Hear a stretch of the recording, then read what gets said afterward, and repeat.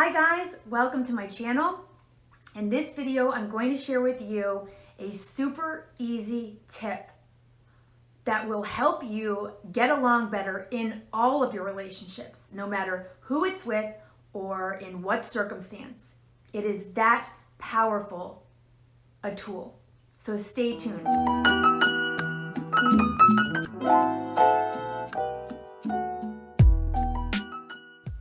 So guys, if you're new, my name is Susan and welcome here. I was born clairvoyant and now I am a mentor to other spiritually awakening women. I have a Facebook group called Divining Women. I'd love to see you there. We have live Q&As every Thursday, and please do subscribe too if you like this video. All right, so this topic came up. My teacher a while back was channeling Rumi, who is the very well-known poet. He was an enlightened being and a poet. He's amazing. If you guys haven't read him, I don't know if there's anyone who writes more profoundly about love. So, and I'm not big into that, by the way, either. Like, you really can't get me to watch a chick flick. Like, that's not in my wheelhouse. So, I hope that gives you some context to how, I don't know, how amazing I really think he is. So, she was channeling Rumi, and he said, does the sound improve the silence? And I loved that. I absolutely loved that. It really distills this tip I'm going to give you in such an elegant and succinct way. So I've always carried around these three questions, and I've used them for years. They have helped me beyond words, but I feel like I'm going to give you these three questions, yet that's how Rumi describes it in like 1/5 the words and in a mind-bogglingly elegant way, right? So take that quote in mind again. Does the sound improve the silence? And what we're going to talk about now are three questions you can ask yourself in any moment where you are dealing with another person, which is every day, most all day long, right? It could be your kid, it could be your coworker, your parents. We are here to expand and learn through relationships. Every relationship somehow is a mirror that serves us. So, kind of goes without saying, there's a lot going on in between us and the other people in our lives. A lot. There's a lot that's supposed to be going on. We are supposed to be going in and out of friction and learning and expanding and becoming curious and honing our preferences and pushing away from that and pulling closer to this. It's all a part of it. But it is a fundamental thing of importance to have those inner relationships, to learn through these varying partnerships. And it's a very frequent thing to be in the middle of a conversation and to suddenly be struck in a moment where you're like, do I say this or do I not say this? Like one of those deer in the headlight moments where maybe there's a part of you that's like, yes, I want to say it, but then there's like a small part that's like, maybe you shouldn't, or maybe it's the reverse. But think of honestly how common a scenario that is. Now, whether in that moment your insides are like, yeah, I want to let it rip, I want to say that, I want to ask that. Or if your insides are like, oh no, I don't want to say that, here is a way for you to discern what's best in that moment that cuts through the froth of whatever the emotions are you're experiencing. Does that make sense? I want you to ask yourself these three questions. if you pause long enough to do that, if you pause long enough to ask these 3 questions, it will become immediately clear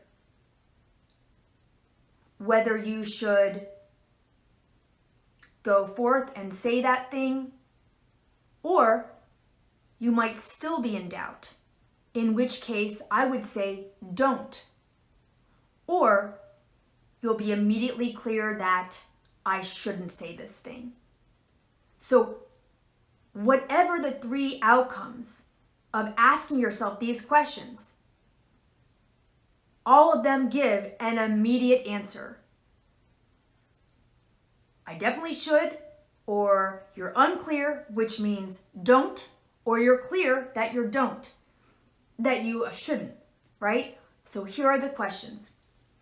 In such a moment, ask yourself these 3 questions. Does this need to be said? Does this need to be said now? And does this need to be said by me? Those 3 simple questions work together in such a beautiful way to kind of temporarily disassemble the ego. It kind of opens a door to clarity. Or if you want to think about it, it kind of closes the door to the cluster of confusing emotions you're experiencing. It simplifies it. And it brings that moment, it orients that moment to a North Star type of thing that is for everyone's highest and best, and not just because you want to get something off your chest or you're terrified and don't want to say it. It aligns you to what is for your highest and best, for their highest and best, and the real truth of it. They are deceptively simple questions, deceptively short, and deceptively easy to ask. But I promise, if you give this practice a go, you will really quickly garner a great respect for this little bundle of questions.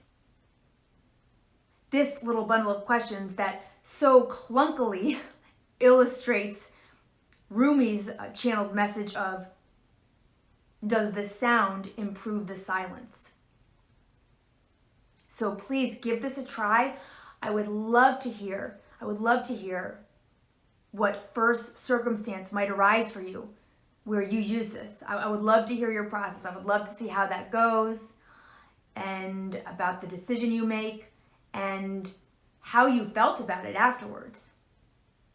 Because this leads to moments where maybe you don't get that satisfaction in that moment. Or for somebody like me, I have to say something which feels terrifying. So maybe there is an initial sense of not getting your way or walking through what you don't want to. But I would really say it's safe to say that afterwards, after the steam is let out of the situation, I would really bet that you will feel far better about how you handled it than had you not asked yourself those questions. So even if you feel like you missed out on some immediate satisfaction, or you had to initially do something super uncomfortable, after the fact, I really do nearly guarantee you, you are going to feel well anchored and a great sense of integrity. And that's the kind of stuff that really feels good for the long haul. That's the kind of stuff that builds character and kind of massages out any shaky self-esteem.